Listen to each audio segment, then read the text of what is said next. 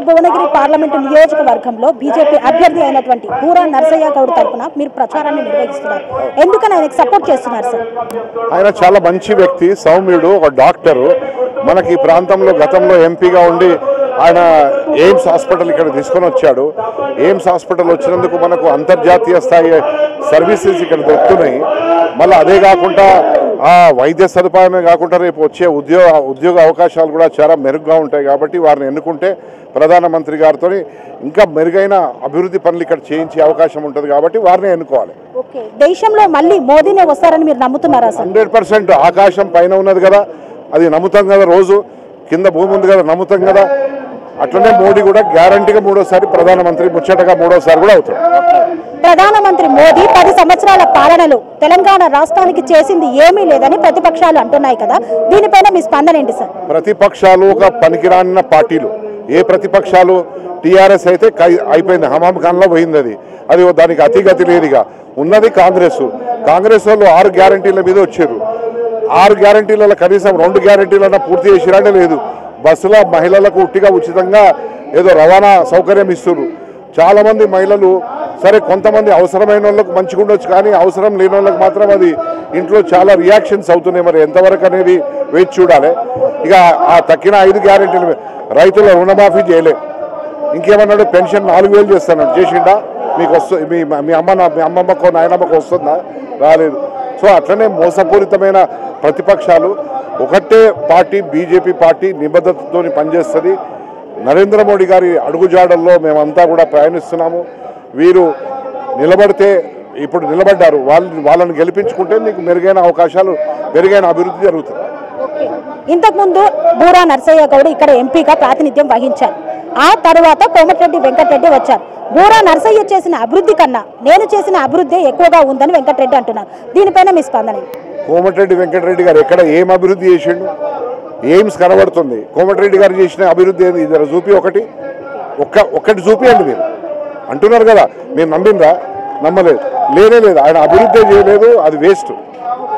అంటే భువనగిరి పార్లమెంట్ అనేది కోమటిరెడ్డి వెంకటరెడ్డి అడ్డ. ఇక్కడ ఉన్న వాళ్ళంతా మా మనుషులు, మాకే ఓటేస్తారని ధీమా.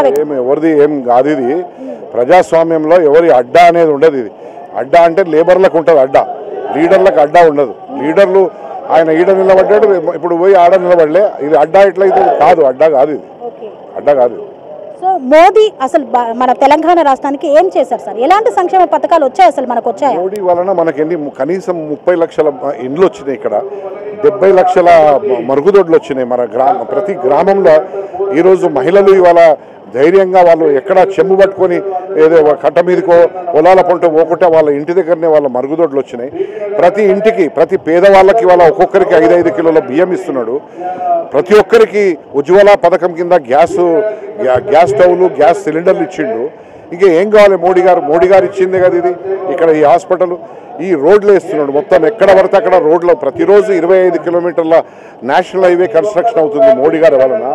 ఇవాళ మీకు కేంద్రీయ విద్యాలయం, చిన్నపిల్లలకు స్కూలు కేవీ ఏదైతే కేంద్రీయ విద్యాలయం ఉన్నదో అది మోడీ గారే ఇచ్చింది.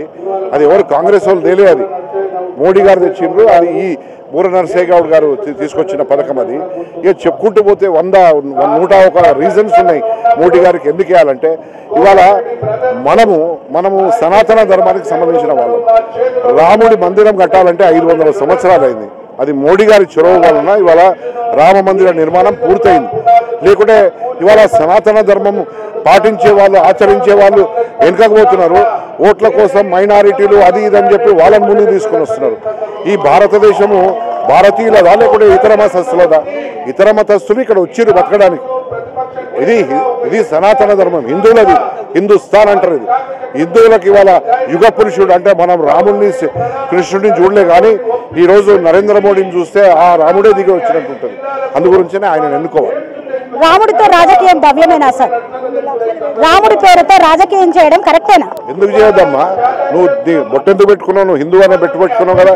అట్లనే రాముడు, నేను రాముడిని జై శ్రీరామ్ వందే మాత్రం అంటాను. రాముడు కేవలం బీజేపీ వాళ్ళకేనా? అందరికీ సంబంధించిన రాముడు మొత్తం యావత్ ప్రపంచ జనాభాకు. సనాతన ధర్మము అదొక ధర్మమే, సనాతన ధర్మమే, కానీ అదొక మతం కాదు. గుర్తుపెట్టుకో. నేనేమి రాముణ్ణి పూజించమని నేను జబర్దస్తి చేస్తలేను. వేరే వాళ్ళు వచ్చి మా దేవుణ్ణి పూజిస్తే మీకు ఇదవుతుంది అంటలేను నేను, రాముణ్ణి పూజిస్తే మీకు లాభం అవుతుంది అంటలేను నేను. సనాతన ధర్మం మనకేం నేర్పించింది? చాలా ఇతరుల పట్ల గౌరవంగా ఉండాలి, ఇతరులకు మనం ఏం సాయం చేయగలుగుతా అది చేయాలి, సేవాభావంతో ఉండాలి, ఇతరులను నిందించొద్దు, ఏ మతాన్ని కూడా మనం నిందించొద్దు. ఇవన్నీ విషయాలు కూడా మన సనాతన ధర్మం మనకు నేర్పుతుంది.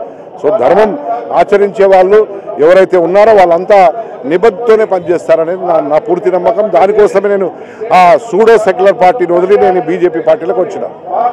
అర్థమైందా? సింపుల్గా. సో భువనగిరి పార్లమెంటులో ప్రధానంగా నెలకొన్న సమస్యలు ఏంటి సార్? భువనగిరిలో ముఖ్యంగా ఇక్కడ ఇప్పుడు హైదరాబాద్కి ఇంత చేరువలో ఉన్న ప్రాంతం, ఇంత చేరువలో ఉన్న ప్రాంతము ఎక్కడ ఏ అభివృద్ధి అయింది చెప్పండి? 10 సంవత్సరాలు ఆ ముక్కోడు ఉన్నాడు, గద్ద ముక్కోడు, దున్నపోతుల లెక్క తిన్నారు, ప్రజల సొమ్మును తిని ఇలా పాతాళ లోకానికి తొక్కబడ్డారు ప్రజలతోని. ఇక కాంగ్రెస్ వచ్చింది, మాయ మాటలు చెప్పి ఏం చేసింది? గెలిచి 4 నెలలు దాటిపోయింది ఆల్రెడీ. ఏం చేసి 5 నెలలు అయిపోయింది ఇప్పటికే. What is that they have done? సాధ్యం కాని అభివృద్ధిని కేవలం 4 నెలల్లో చూపెట్టామని. ఇక్కడ ఉద్యోగ అవకాశాలు రావాలి, ఐటీ పరిశ్రమ విస్తరణ కావాలి ఇక్కడ. అప్పుడే ఈ ప్రాంత విద్యార్థికులకు వాళ్ళకు ఒక ఉద్యోగ అవకాశాలు, ఉపాధి అవకాశాలు లభించే మార్గం సుగమమైంది. ఇవన్నీ బూరా నర్సయ్య గారు చేస్తారని మీరు విశ్వసిస్తున్నారు? 100% చేస్తాడు. చాలా మంచోడు కాబట్టి, డాక్టరు, ఎడ్యుకేటెడ్, వేరే లెక్క ఆర్డినరీగా ఏదో మామూలుగా ఏదో ఉద్యోగం చేసేవాళ్ళు కాదు, లేకుంటే వ్యాపారం చేసేవాడు కాదు. ఆయన మంచి మనిషి కాబట్టి ఖచ్చితంగా అటువంటి వాళ్ళని గెలిపించుకోండి. ఈ నేపథ్యంలో భువనగిరి పార్లమెంటు ప్రజానికానికి ఏం చెప్పదలిచారు సార్?